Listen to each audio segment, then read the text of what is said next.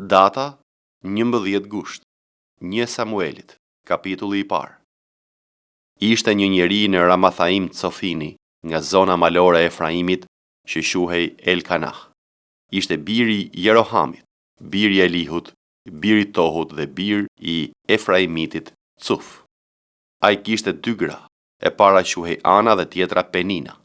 Penina kishte fëmijë, kurse Ana nuk kishte.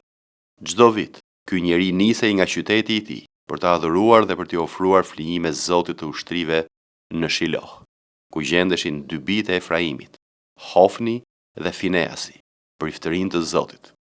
Kur i vinte dita Elkanahut të ofronte flijimin, ai kishte zakon të jepte pjesën që u takonte gruas së tij Penina dhe gjithë bijve dhe bijave të tij. Por Anës i jepte një pjesë të 2 fisht, sepse e donte Anën, megjithse Zoti ja kishte mbyllur barkun. Por shemra e saj e ngacmonte vazhdimisht për ta zemëruar, sepse Zoti ja kishte mbyllur barkun. Kështu ndodhte çdo vit, sa herë që Ana ngjitej në shtëpinë e Zotit, Penina e ngacmonte. Prandaj ajo qante dhe nuk hante më. Atëherë burri i saj Elkanahu i tha: Ana, pse qan? Pse nuk ha? Pse është trishtuar zemra jote? A nuk jam unë për ty më i mirë se 10 fëmijë? Pasi hëngrën dhe pinë në Shiloh, Ana u ngrit. Prifti Eli ishte ulur mbi ndencën që ndodhet në hyrje të tabernakullit të Zotit. Në trishtimin e shpirtit të saj i lutej Zotit duke qarë me dënes. Pastaj lidhi një kusht duke thënë: O Zoti i ushtrive, nëse vërtet interesohesh për fatkeqësinë që i ka rënë shërbëtores sate, nëse ti më mban mend mua dhe nuk e harron shërbëtoren tënde, por dëshiron t'i japësh shërbëtores sate një fëmijë mashkull, unë do t'ja jap Zotit për të gjitha ditët e jetës së tij dhe brisku nuk ka për të kaluar mbi kokën e tij. Ndërsa ajo e zgjaste lutjen e saj përpara Zotit, Eli shikonte me kujdes gojën e saj. Ana fliste në zemër të saj, vetëm buzët i lëviznin, por zëri i saj nuk dëgjoi. Pikrisht për këtë Eli mendonte që ishte e dehur. Kështu Eli i tha: Deri kur do të jesh e dehur? Të dal të pija. Por Ana ju përgjigj dhe tha: Jo im Zot, unë jam një grua e vrarë në frym dhe nuk kam pirë as verë as pije të tjera dese, por isha duke hapur zemrën time para Zotit. Mos mendo se shërbëtorja jote është një grua e çoroditur, sepse ka qenë dhembja dhe hidhërimi i pamas që më shtyn të flas deri tani. Atëherë Eli u përgjigj: Shkon paqe, dhe Perëndia e Izraelit të dhënë atë që i kërkove. Ajo u përgjigj: Shërbëtorja jote pas gjetur hir në sytë e tu. Kështu gruaja iku në rrugën e saj, nisi të ushqehet dhe pamja e saj nuk ishte më e trishtuar. Ata u ngritën herët në mëngjes dhe ranë përmbys përpara Zotit. Pastaj u nisën dhe u kthyen në shtëpinë e tyre në Rama. Elkanahu njohu Anën, bashkëshorten e tij, dhe Zoti u kujtua për të. Në kohën e caktuar Ana mbeti me barë dhe lindi një djalë, të cilit ia vune emrin Samuel, duke thënë: sepse ja kërkova Zotit. Atëherë burri i saj, Elkanahu, u ngjit me gjithë familjen e tij për t'i ofruar Zotit flijimin vjetor dhe për të plotësuar kushtin e lidhur. Por Ana nuk u ngjit, sepse i tha burrit të saj: Unë nuk do të ngjitem derisa fëmia të jetë zvirdhur. Atëherë do ta çoj me qëllim që ta paraqes para Zotit dhe të mbetet pranë tij përgjithënia. Burri i saj Elkanahu ju përgjigj: Bëj si të duket më mirë, qëndro derisa të jetë zvirdhur, mjaft që Zoti ta mbaj fjalën. Kështu gruaja mbeti në shtëpi dhe i dha gjë birit të saj derisa ky u zvordh. Pasi e zvordhi, e mori me vete bashkë me 3 dema të vegjël, një ef mielli dhe një calik verë, dhe i çoi në shtëpinë e Zotit në Shiloh. Djali ishte ende shumë i vogël. Pastaj ata fliuan një dem dhe ja quan djalin Elit. Ana i tha: Im Zot, ashtu siç është e vërtetë që jeton shpirti yt, o im Zot, unë jam ajo grua që rrinte këtu, afër teje dhe i lutej Zotit. Jam lutur për të pasur këtë djalë dhe Zoti më dha atë që i kisha kërkuar. Prandaj edhe unë ja fal Zotit, derisa të rroj, ai do t'i kushtohet Zotit. Dhe aty ranë përmbys para Zotit. Romakëve, kapitulli i parë. Pali, shërbëtor i Jezu Krishtit, i thirrur apostull, i veçuar për ungjillin e Perëndisë, që ai kishte premtuar më parë me anë të profetëve të tij në shkrimet e shenjta, lidhur me birin e tij, të lindur nga fara e Davidit sipas mishit, i caktuar biri i Perëndisë me fuqi, sipas frymës së shenjtërisë, nëpërmjet ringjalljes prej së vdekurish, Jezu Krishti, Zoti ynë, me anë të cilit ne kemi marrë hir dhe apostullim për bindje në besim midis të gjithë kombëve për emrin e tij, ndër të cilët jeni edhe ju të thirrur nga Jezu Krishti. Të gjithëve që janë në Rom, të dashur nga Perëndia, të thirrur si shenjtor, hir mbi ju dhe paqe nga Perëndia Ati ynë e nga Zoti Jezu Krisht. Së pari e falenderoj Perëndin tim me anë të Jezu Krishtit për të gjithë ju, sepse për besimin tuaj është folur në të gjithë botën.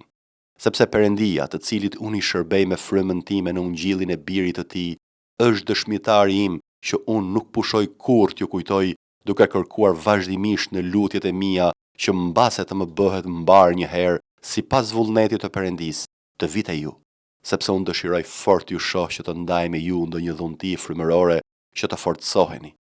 Dhe kjo është që unë të ngushëllohem bashkë me ju, me anë të besimit që e kemi të përbashkët, tuajin dhe timin. Vëllezër, por unë nuk dua që të mos e dini se shumë herë kisha ndërmend të vija te ju që të kem ndonjë fryt midis jush, siç kam pasur midis kombeve të tjerë, por deri tash kam qenë i penguar. Unë jam debitor grekëve dhe barbarëve, të urtëve dhe të paditurve.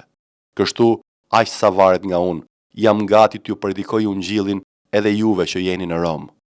Sepse unë nuk kam turp për ungjillin e Krishtit, sepse ajo është fuqia e Perëndis për shpëtimin e cilit do që beson, më parë judeun e pastaj grekun. Sepse drejtësia e Perëndis është zbuluar në të prej besimit në besim, siç është shkruar, i drejti do të jetojë prej besimit. Sepse zemërimi i Perëndis zbulohet nga qielli mbi çdo pabesi e padrejtësi të njerëzve, që mbysin të vërtetën në padrejtësi. Sepse ajo që mund të dihet për Perëndin është bërë e dukshme në ta, sepse Perëndia u ka shfaqur atyre.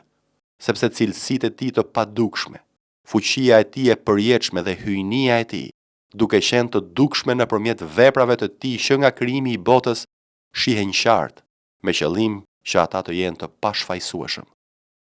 Sepse megjithse e njohën Perëndin, nuk e përlëvduan as e falenderuan si Perëndi. Përkundrazi, u bën të pamend në arsyetimet e tyre dhe zemra e tyre pa gjykim u errësua. Duke e deklaruar veten të urtë, u bën të marr dhe e ndorruan lavdinë e Perëndisë së paprishëm në një shëmbëllim të ngjashëm me atë të një njeriu të prishëm, të shpendëve, të katërkëmshave dhe të rrëshqanorëve. Prandaj, edhe Perëndia i dorëzoi në papastërtitë në epshet e zemrave të tyre për të çndëruar trupat e tyre në mes vet atyre, që e shndërruan të vërtetën e Perëndisë në gënjeshtër dhe adhuruan e i shërbyen krijesës në vend të krijuesit që është i bekuar për jetë. Amen.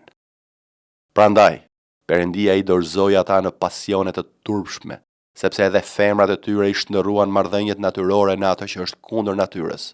Në të njëjtën mënyrë, burrat, duke lënë marrëdhëniet e natyrshme me gruan, u ndezën në epshin e tyre për njëri tjetrin, duke kryer akte të pandershme, meshkuj me meshkuj, duke marrë në vetvete shpagimin e duhur për përdaljen e tyre.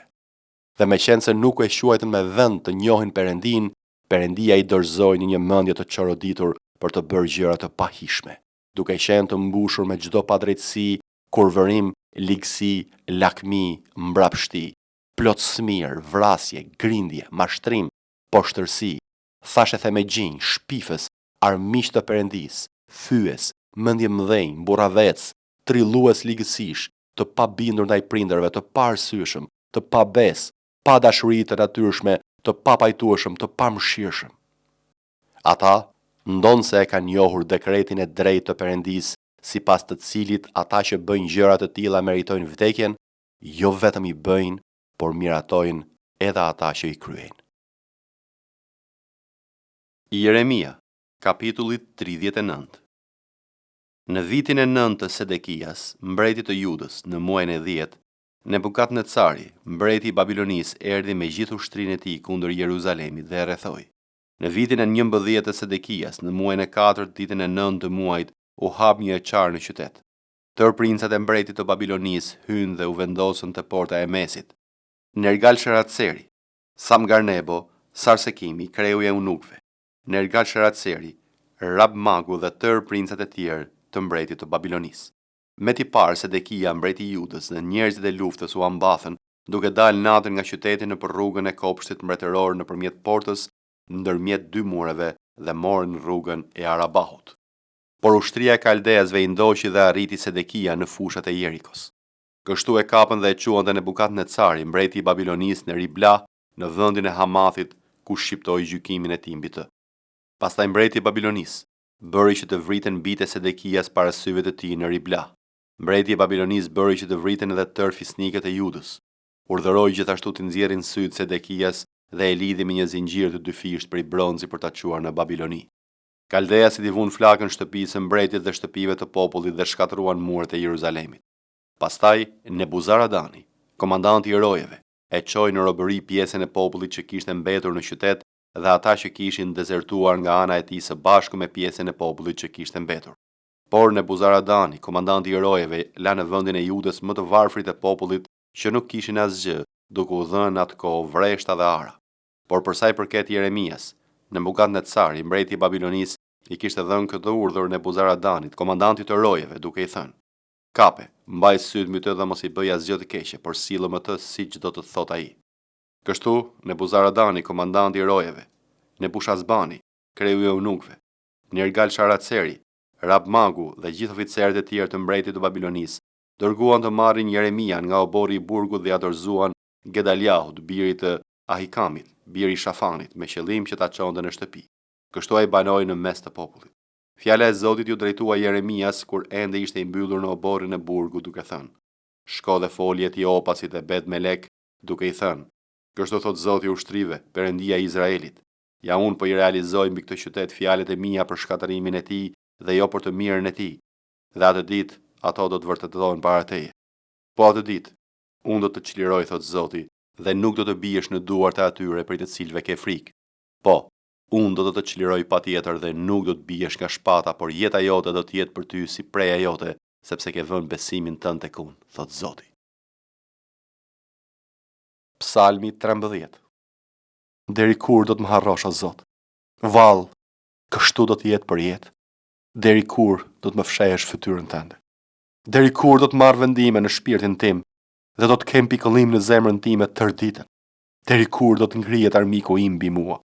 Shiko me vëmendje dhe përgjigj-më, o Zot, Perëndia im. Ndriço sytë e mi që të mos më zër gjumi në gjumin e vdekjes. Dhe armiku im të mos thotë munda, dhe armiqtë e mi të mos gëzohen kur unë lëkundem. Por unë kam besim në mirësinë tënde dhe zemra ime do të ngazëllojë në çlirimin tënd. Unë do t'i këndoj Zotit, sepse ai më ka trajtuar me shumë shpirtmadhësi. Psalmi 14.